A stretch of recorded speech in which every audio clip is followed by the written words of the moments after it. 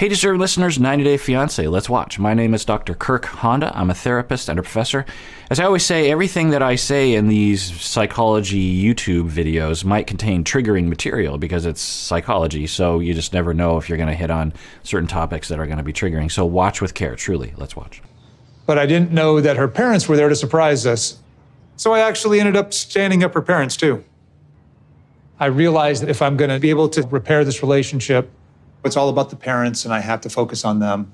So I am going to meet with them today. So on one hand, I guess that's accurate, or that's what he's focusing on, because Mahogany has said that I can't really pursue a relationship with you unless my parents approve of it. So on some level, it makes sense that he would talk with them. Other cast members on the show could follow this protocol and actually try to bond with the family a little bit more. On the other hand, I don't know, there's something weird about this dynamic. And again, I don't stigmatize age differences in relationships, but it just feels like, well, let's have the adults sit down and determine the fate of the child in the situation. I mean, that's not what it is, of course, but it just has that kind of resonance or something. I'm sure that's not what Ben is intending. I don't know. I guess it depends on how he approaches this conversation. I'm like really nervous. I'm worried about what they're going to say. I know that I totally screwed myself because they're already upset, and I'm trying to get on their good side, and I'm not very optimistic about this meeting. Now, on the other hand, if I were his friend, I would say, why are you even having this meeting? Because do you feel any kind of warmth or love from Mahogany? Do you think that, is there a possibility that all of the texts were a lie or some kind of role play that she was having? So why are you even talking to the parents? I'm not here to apologize for not showing up for breakfast. That was my decision. I didn't know they were coming. But I am here to let them know I'm here for the right reasons. And if they can just talk to Mahogany, I think this whole thing could turn around. So on one hand, it's like, well, it's normal of, well, Mahogany doesn't want to be with me because you disapprove of me. And so if I can get you to like me, then you can tell Mahogany that it's okay to love me, and then her real love will shine through. On the other hand, I'm going to go to the parents so that, because I know you're in control, and I'm going to try to convince you to convince her to want to be with me. I mean, it could go either way, right? For Benjamin, I'm going to need your help with this. Por razones personales. Oh, he had a urgent phone call? Or like a meeting of some kind? He came to go today. Okay. Yeah, I mean, you think the letter is going to have all this kind of discussion around, like, I don't like you, I think you should go home. And all the letter says is, I'm sorry, I can't make it. But of course, you know, that makes sense. The parents, I guess, wanted to come, but I don't know. Mi padre piensa que es una falta de respeto que Benjamin no haya venido a desayunar. Y es por eso que es molesto y no desea hablar con él. I mean, okay, why would the parents be upset that he didn't come to breakfast? He didn't know the parents were there. The parents surprised Mahogany, presumably. And also, if we could go all the way back, he poured his heart out over texting, and she didn't even respond. She didn't even say, I hear you, or anything. Just ghosted him on. Now, you could argue that he deserves it, or he should know better or something. Okay, but just on that instance of, imagine you're being grilled and judged. Imagine you're on a date or you're in love with someone and they're pestering you about your past, and they're like, oh, you know, I feel like you're not a good partner for me because of X, Y, and Z. And then you're like, crap. And you go home and you're like, okay, let me tell you what happened. Da, da, da, da. We could argue that his texts were not very explanatory and still pretty self-centered. Maybe it's accurate. We don't know. I mean, his past partners could be horrible people. We don't know. They don't look like horrible people, but a lot of horrible people don't look like horrible people. We don't know. But we could imagine that there should be something in there in terms of personal responsibility, but we don't know. Anyway, but he has a long text, and then she just doesn't respond. Just like, yeah, moving on in life, Now, she said, I want to talk with him in person at breakfast. You could say that over texting. You could say, wow, there's a lot here. Thanks for sharing that. I'd love to talk over, but she didn't say anything. He was upset. He was hurt, and he didn't show up to breakfast. I don't have problem with that, but in the morning and in the breakfast. Yeah, so what I was going to tell him was I didn't know he was waiting. I did not mean to disrespect him or your mom. I didn't hear from you. Right. So I would hope that they would get off of this topic because it's really immaterial. I would hope that Ben would say, do you love me? Do you want to be with me? Do you want to pursue a thing with me? Yes or no? Because if it's no, then okay, I'll go home. But if it's yes, then ask that question because everything hinges on that. Probably pretty upset at me. La que se molestó un poco más fui yo que ellos. The one that got upset a little colder, what is it? Was me more than my dad and my mom. Oh, okay. I don't know what to think about this guy. Again, I would hope that Ben would just, or honestly, what I would hope, I don't know why I haven't thought of this, is like I would hope Mahogany would say, look, this is what I want out of this relationship. I've been extremely shady. I've been extremely standoffish with you. Here is what I want. I don't want to be with you, or I want to start over with you, or I'm totally in love with you and all my texts were real. Like Mahogany, I don't know why I've been focusing on Ben. It's like that he should ask. I mean, Mahogany should offer it up. She should actually come. It's clear what he wants. He has made it very clear. He wants to marry her, have kids with her, spend the rest of his life with her. That's been clear. He has communicated that over texting, in person. She now should tell him what she wants out of this relationship, which she has not said. So hopefully either she says that or he asks the question and provokes her to tell an answer. You need to explain more. I need to explain more. Okay. Yeah. To me, it's a very big deal. If I'm trying to communicate with you and I'm trying to pour my heart out to you, but I get nothing in response. So I didn't want to show up this morning until you had at least responded to me about it. There's something, I don't know about y'all, but there's something kind of she has a smugness to her smile. I don't know if I'm just reading into it. I don't know if I'm just being triggered or biased or something, but there's a kind of, smug is just the best word. Just kind of like, let's rewind that. Tell me what you think. Am I biased or is she being smug? Meaning she's judging him and hostile, quietly hostile and smiling. But I get nothing in response. So I didn't want to show up this morning until you had at least responded to me about it. I mean, it's either smugness or it's like a customer service. The way a customer service person, when someone's complaining, someone comes to the cash register and they're complaining, like, okay, I'll be pleasant here.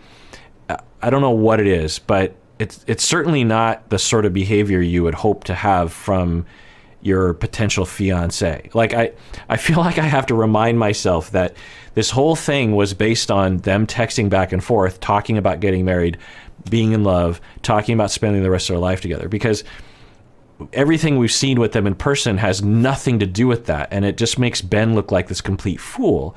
And maybe he is, but at least he's operating from a place of like, that was real. And she said earlier, well, we understand over chat it's not real, which is just incredibly uncool. I mean, talk about leading someone on, right? I mean, it's one thing to smile at someone and to go on a couple of dates with someone and to be nice to them when they're saying they're in love with you. It's another thing to literally say, I'm in love with you too. Yes, let's have kids together. Like there's no doubt there that there was, if she's not true to that statement, she was flat up lying to someone and manipulating someone over months, which is deplorable to do. And I could be convinced that somehow that's a cultural thing, meaning that of a certain age group that grew up with that kind of chat prank or role play activity, that someone should know that, I suppose. I don't know, but I think we need to kind of focus on that. Now, I could understand if she's like, crap, I made a mistake. I was just kind of playing a game. Okay, tell him, by the way, sorry, that whole thing, I was just playing a game, so don't come down here. Or as soon as he lands, oh my God, I'm so sorry. I'm not really into you. I was just kind of playing a game, or could we start over? And I just have to tell you, I'm not really in love with you, but maybe we might be. Maybe we'll go on a couple dates. I would understand that, but something's going on here, which is incredibly unfair. And I find that a lot of people are making fun of Ben, and I guess maybe there's some reasons there, but if we just look at it from a distance without considering the way that they're editing this, if it's true, and there's a strong possibility that Mahogany has been lying to him from the beginning. And if so, that is one of the worst things we've ever seen on this show. The catfishing, the playing with someone's heart like that. I mean, that is deplorable. That is an awful, immoral, horrible activity that you could do to someone. Me respondieras. I wanted you to miss me. Quiero que me extrañes. Why? Because I want to feel wanted. So on one hand, okay, you wanted to be wanted. All right. Okay, if we break this down, he's saying, I didn't show up to breakfast. So yeah, of course this is what it was happening. He was hurt that she was judging him and he's generally hurt that she's been pulling away from him or hasn't really approached him since he landed. And then he feels judged, and he's like, okay, I'm going to pour my heart out. I'm going to try to connect over texting again, because in the past we've connected. I'm reaching out for that person that I thought was there. I get no response, just radio silence, just completely ghosted. I'm hurt. I'm angry. And so I'm going to get back at her by not showing up to breakfast. Not cool, but understandable, not awful. And I'm going to hope that this passive behavior is going to cause her to miss me and then cause her to chase me. I'm going to show her, and people do this all the time in relationships. So he's admitting to that. And yeah, she's entitled to say, like, what? Like, that's why you didn't show up? That's uncool. Quiero sentirme querido. I think it's so ironic because Benjamin, it's really old than me, and he's so immature right now, more than me, and that's not good for me. I don't know. I don't know. I don't know what it is about this episode. Up until this point, I've been not very emotionally triggered by this story. But there's something, I think it's the frustration of, let's just talk about the foundation of everything right now. And I guess I'm frustrated with the two of them for not really addressing it. And for Ben not to just ask, like, do you want to be with me? Yes or no? Just tell me. Yes or no? Do you want to be with me? And I think Ben doesn't want to ask that because I think he knows the answer. Also, you could argue that he is objectifying her and doesn't really consider her to be a three-dimensional person and doesn't really care about what's going on inside of her.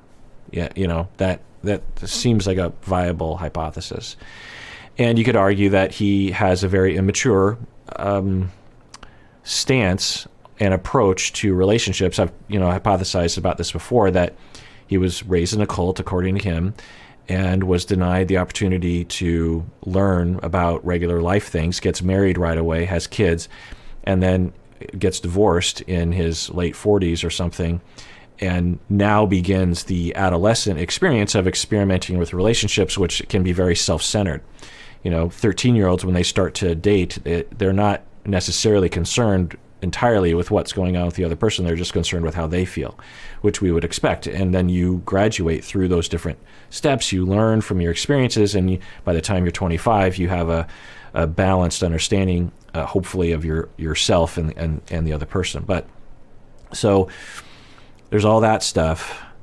But I just find the situation to be kind of crazy making, where we're supposed to be believing that she is in love with him and he's doing terrible things. He's being a guy that's, bumbling. He's a bumbling, immature, jerk face that is ruining the love that she had for him. That's the way she's telling this story, when it's like, we don't see any evidence that you actually ever liked him at all.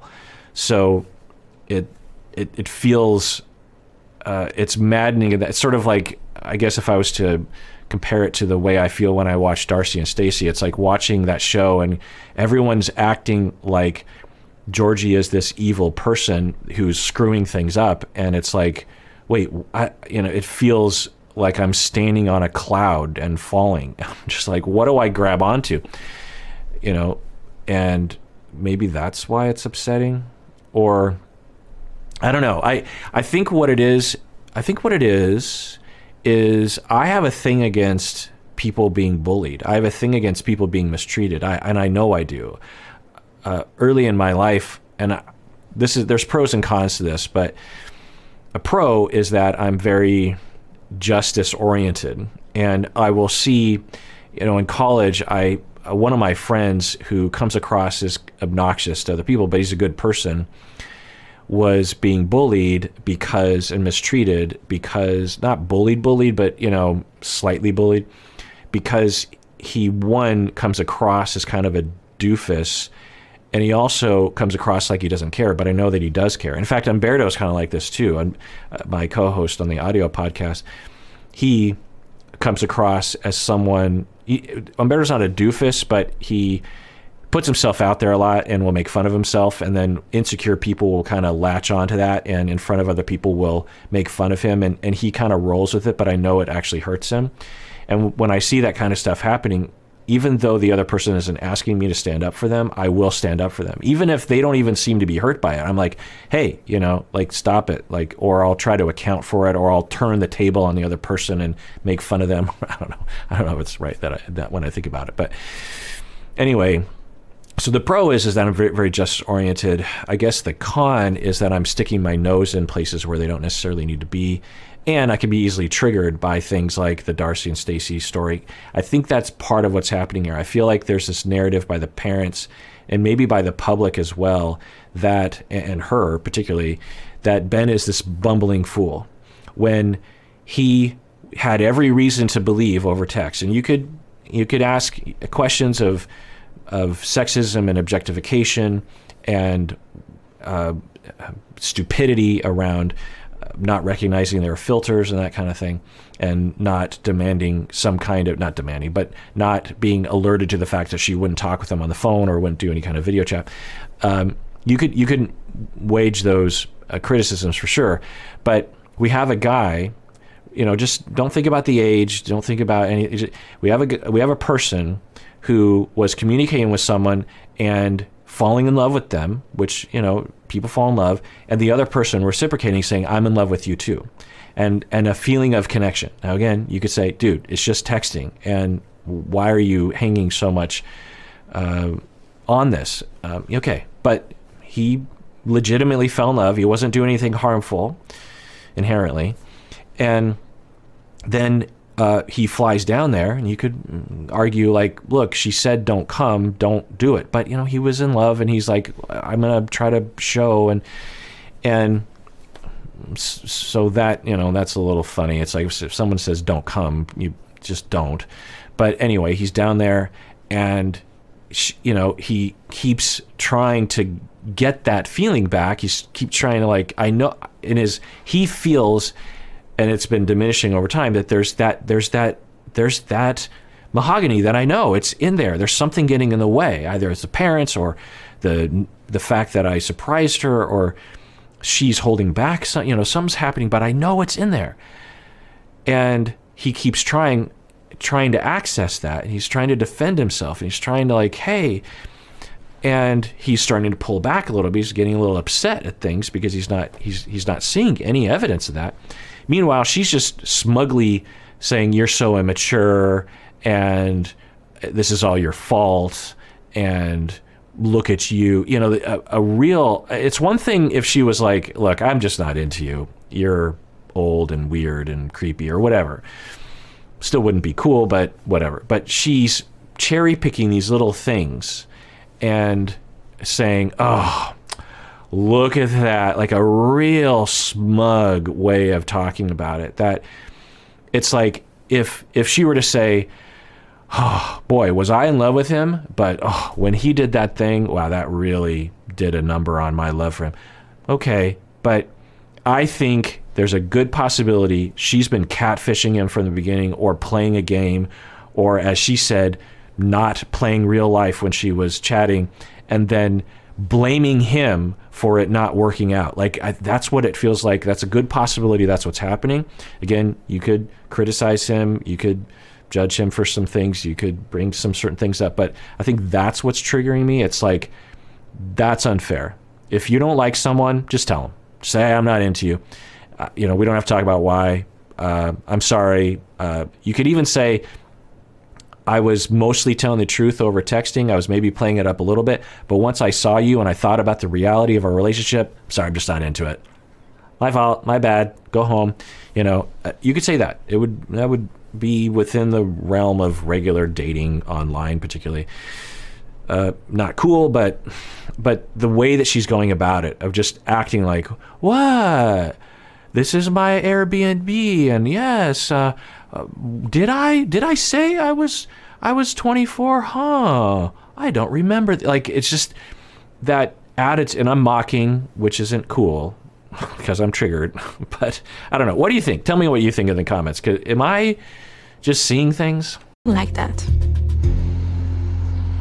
I just want to know if we have a chance here. The love that you had for me on Así que text. solo quiero saber si tenemos una oportunidad. Okay, great.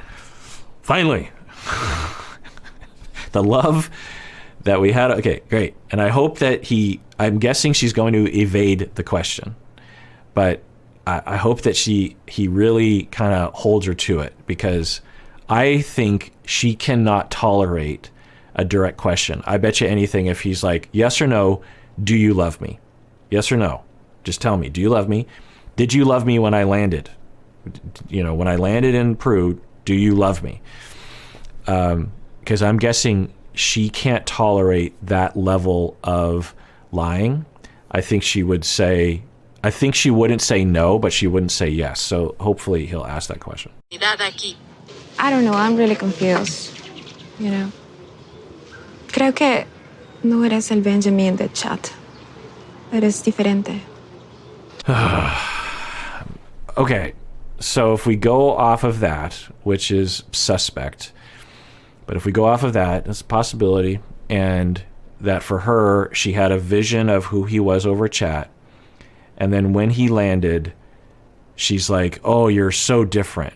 Because, again, right from the beginning, when she met with him in that restaurant, and there was the footfall sound as she's walking down the hallway. And, right away she was like, she was very, she seemed like someone that was like, what are you doing here? I'm not into you. We've seen when people first meet, Darcy and Jesse in the airport, Darcy and Tom in the airport, that there's hugs and kisses, and oh my God, I can't, even Rose and Ed, well, you're a little bigger and shorter than I thought, but kisses and hugs, and well, Rose was a little standoffish from the beginning too. Anyway, point is that, I'm just speculating. You don't think I'm the same Benjamin as in the chat? Yeah. Tú no me dijiste antes de que no te llevabas bien con tu ex esposa. No me dijiste muchas cosas y ahora las conozco, entonces. Okay, well, it's just telling, again, when Darcy says Georgie is this terrible person, and everyone agrees, the friends, Stacy, Michael, Florian, everyone agrees. And the only thing that they can bring up, because of course they would bring it up if they could, is he has credit card debt and he put money in a sock. I mean, there was a couple other things there too, but that was often the accusation. And I was just looking for those data points, because it's easy to be tricked by someone's demeanor, right? It's just like, it just looks like, well, obviously there must be something behind that when someone seems so emotional and so sure about something.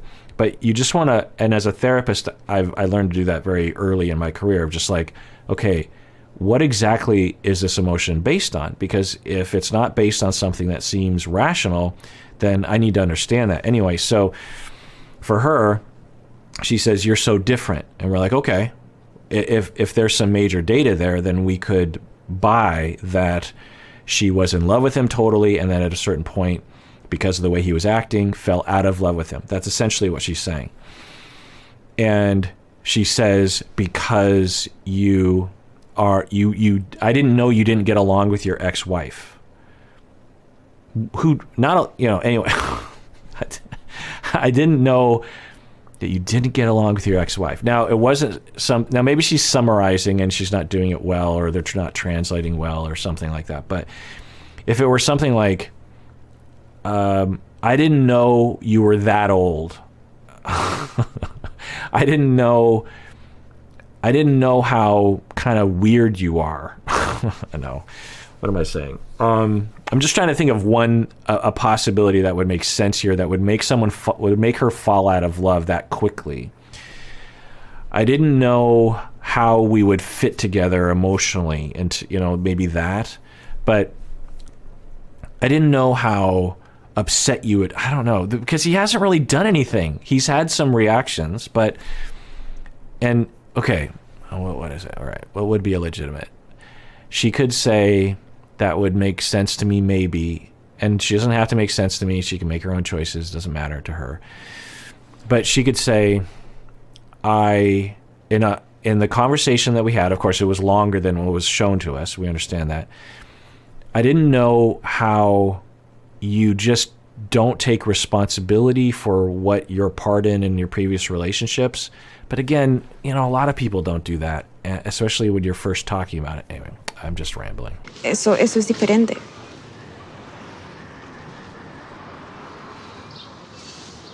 Okay. Mira, solo vine a dejarte la carta de mi padre porque él no ha podido asistir hoy. Yo de verdad no quería venir. I only came to leave you the letter from my father. Yeah, that's smugness. Is it smug? Or is it customer service? Or is it nervousness on camera? But essentially, I mean, yikes. So, and I'm terrified that I'm somehow off base, because I'm seeing it pretty one-sided at this moment. So that usually means I'm off base. But for her, she's like, look, I didn't even want to come because I just wanted to give you a letter and go home, because I think what she's saying is, I'm done with you. Because though you, in a very brief conversation about your ex-wife, were saying that she was that she was mostly the problem in terms of the breakup. So, like, you're just, I mean, imagine if she were really in love with him. If she were actually in love. This whole thing would look different, would it not? Because he could not attend today, I did not want to come. Okay. I don't want to start. You want to go? Yeah. Okay. Now, what I don't want anyone to do, and I'm sure none of y'all do this, but just in case, is to bully her in real life. I know some people will do this. They will actually go to her Instagram and attack her, or DM and attack her. I hope you have never done that. And I hope if you've ever seen anyone do that in any of the forums, that you have discouraged that you have discouraged any kind of communication with these people, unless it is neutral or praise. You don't know these people. These are real human beings. At the very least, you should understand that they're already being attacked, and you should not add to that. These are actual human beings. And if you were on the show, you would realize that the way that they edit it and the way that you might come across, it incurs literally thousands of people attacking you. Uncool. Not okay. So I'm not. The other thing we want to point out is she's very young. And like I've said before, when I was 21, 22, I made so many mistakes, worse mistakes than this. And I would be mortified if somehow it ended up, and I probably would have volunteered, if someone approached me at that age and said, hey, would you like to be in a reality TV show? I probably would have agreed to it. In fact, I think the second season of Real World, was that what's called? Real World? The very first essentially the very first reality TV show on MTV. was shot in New York first time, and I think the second season was in Seattle, and it was such a phenomenon that there were people who were auditioning for it, and my friends are saying, "Oh my God, you should go on the show." I don't know what that says about my friends and me, but I had friends that were telling me, and I was like, I was also too disorganized at that age to actually even get to an appointment or something. So, I mean, and I just can't imagine what my life would be like if I had done that at that age. I mean, just imagine.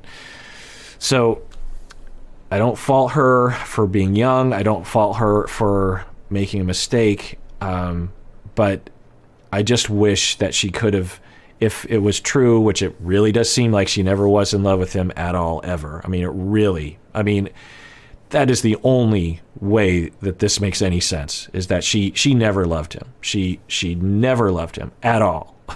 And she was just playing a game, either psychopathically, sadistically, or just because that's what other people do on this thing. Or it was sad, or she needs some kind of outlet for romance, and she just figures, well, I'm sure he's not taking it seriously.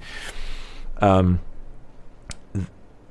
just wish that she could have just told him right from the beginning and just said, look, I'm sorry, I'm not really in love with you. Instead, we get this game playing and blaming him for it. That's what it looks like. Does it look like a way to you? If you don't want to be here and talk to me, go ahead, you can go. Okay.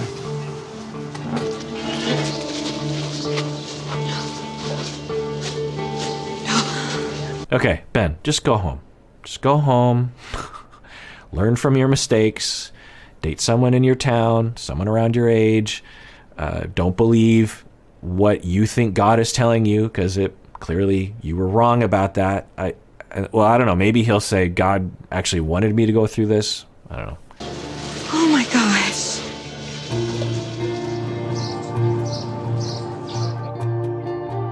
She just has not connected with me, and she's obviously out. Like, she did not want to be here. It is what it is. That's all I can say. It's promising that he's realizing. And, some people have been criticizing him for not realizing it earlier, and what I'd say is that's ridiculous. He had good reasons to believe, and you could argue he was a fool and be right about that, given the fact she didn't do video chat. But, given his foolishness, he was legitimately in love, and he was legitimately invested and had a whole life planned out with this person. All these aspirations and hopes. Again, you could argue it was foolish, but he was in it to win it. And when reality, or when there's some evidence to the contrary, it takes a while to kind of adjust. You're like, wait, what? And I think if this is him adjusting fully at this point, I think it totally makes sense that it would take him this long. I think it's been like a week, or maybe even shorter than that. And it's unreasonable to expect someone right from the beginning to be like, oh, she's not in love with me. Okay, going home. It takes a while to, and you also are like, wait, but I want to fight for what I thought we had. I'm not just going to give up on this. So, all right. Well, if you want to participate in the conversation, you can comment below. You can go to Discord. You can go to Reddit. You can go to Facebook. You can go to Instagram. You can go to the Facebook fan page.